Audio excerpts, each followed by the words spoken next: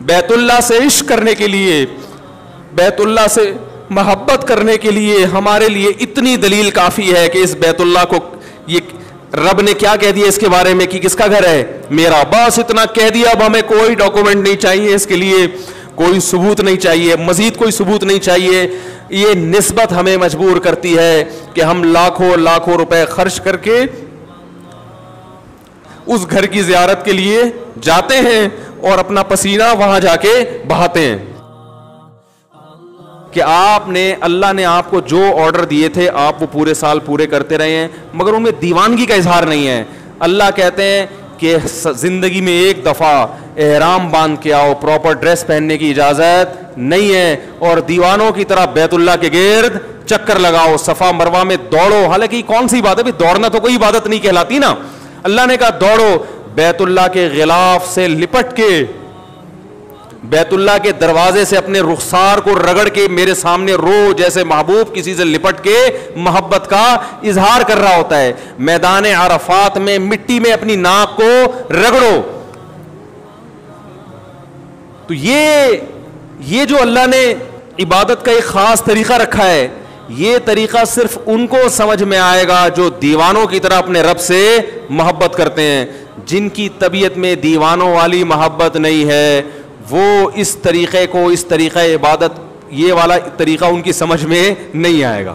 وہ کہیں گے یہ کیا ہے بھائی, ہم 3 پیس سوٹ ٹائی پہنا کرتے تھے, اللہ میاں نے بولا ایک دھوتی پہنو اوپر سے ایک چادر.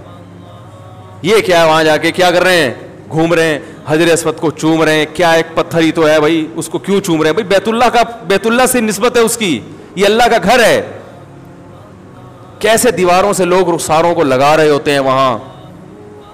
وہ شعر یاد آتا ہے, امر من الدیار دیار لیلا وقبل ذا الجدار وذا الجدار وما حب الدیار شغفن قلبی ولكن حب من سکن الدیار.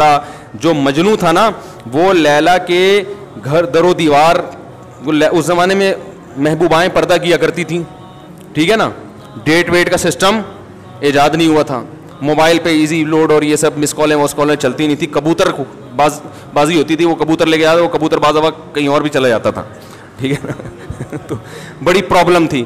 تو یہ جو مجنون ہے نا, یہ لیلا کے عشق میں کیا کر رہا ہے, اس کی دیواروں کے گرد چکر لگا رہا ہے, اور بڑے سخت پہرے ہیں غیرت مند مردوں کے, وہ نکلنے نہیں دیتے. تو یہ چکر لگا رہا ہے اور پھر محبوبہ کی دیواروں کو چوم رہا ہے. پھر لوگوں سے کہتا ہے کہ بھائی امر من الدیار دیار لیلا اقبل ذا الجدار وذا الجدار.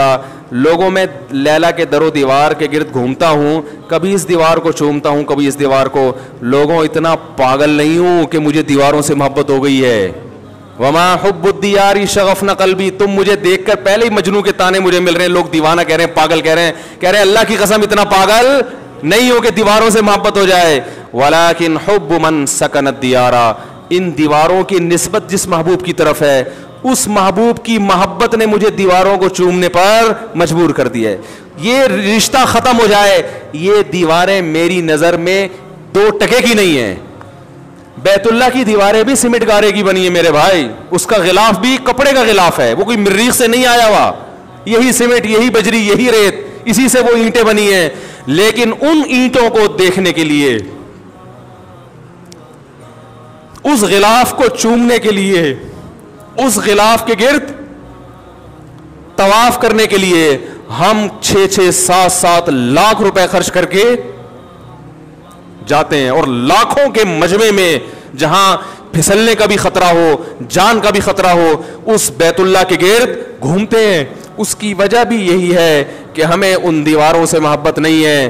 ان دیواروں کی نسبت کس کی طرف ہے, خالق کائنات. اس نے کہہ دیا کہ یہ کس کا گھر ہے, رہتا بھی نہیں ہے وہ وہاں پہ, رہتا بھی نہیں ہے, بنایا بھی انسانوں نے اس کو, لیکن رب نے کیا کہہ دیا, یہ گھر کس کا ہے, میرا. بس اتنی نسبت ہمارے لیے کافی ہے.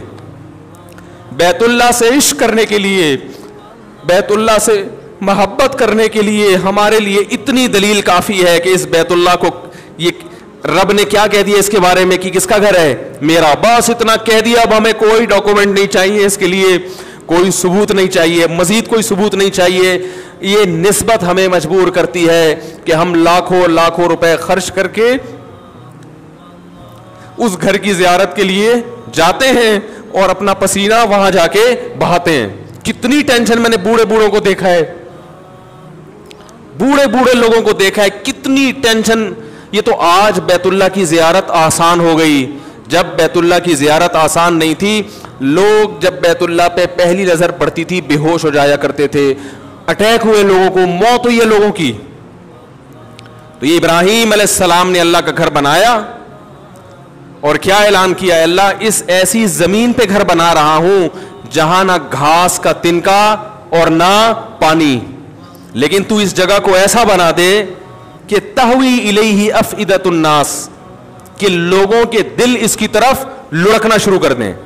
کوئی انٹرٹینمنٹ کی جگہ نہیں ہے وہاں پہ. مری میں ہوتا, سوئٹزرلینڈ میں ہوتا تو ہم کہہ سکتے تھے بھائی اصل میں تو سوئٹزرلینڈ ہے, نام بیت اللہ کا لیا جا رہا ہے, دیکھنا کیا چاہتے ہیں مولانا صاحب, سوئٹزرلینڈ گھومنا چاہتے. اللہ نے ایسی جگہ بنایا, سنگ لاخ پہاڑ, یہ تو اب آباد ہو گیا, ورنہ تو آپ جہاز میں دیکھتے ہوں گے چٹانے, خوش سنگلاخ چٹانے. ایسی جگہ بنایا کہ یہاں آنے والا سوائے بیت اللہ کی محبت کے اس کے دل میں اس کے علاوہ اور کوئی جذبہ نہ ہو.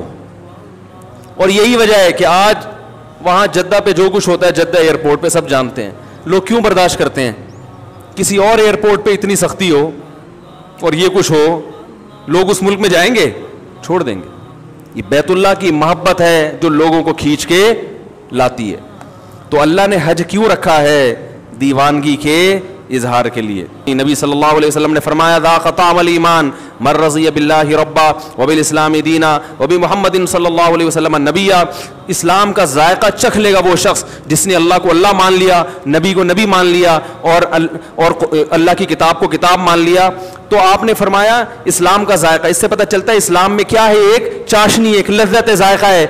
ایک آپ ملکی قوانین کو فالو کرتے ہیں, اس میں لذت نہیں ہے, چاشنی نہیں ہے, لیکن جب اللہ کے دین پہ چلتے ہو تو اس میں اللہ نے ایک ذائقہ بھی رکھا ہے, لطف اور مزہ بھی رکھا ہے. لیکن یہ لطف اور مزہ صرف انہی کو محسوس ہوتا ہے جو اللہ کو اللہ ہونے کے لحاظ سے راضی ہو جاتے ہیں اور اس سے محبت کرنا شروع کر دیتے ہیں. اللہ تعالیٰ سے دعا ہے کہ اللہ تعالیٰ ہمیں بھی اپنے گھر کی زیارت نصیب فرمائے, اور جذبے کے ساتھ. علماء کہتے ہیں وہاں جا کے برائیاں کرنا, اس سے وہاں کی جو ایک روحانی قوت وہاں ملنی چاہیے تھی وہ قوت کیا ہو جاتی ہے, ختم ہو جاتی. تو اللہ تعالیٰ ہمیں بھی زیارت نصیب فرمائے.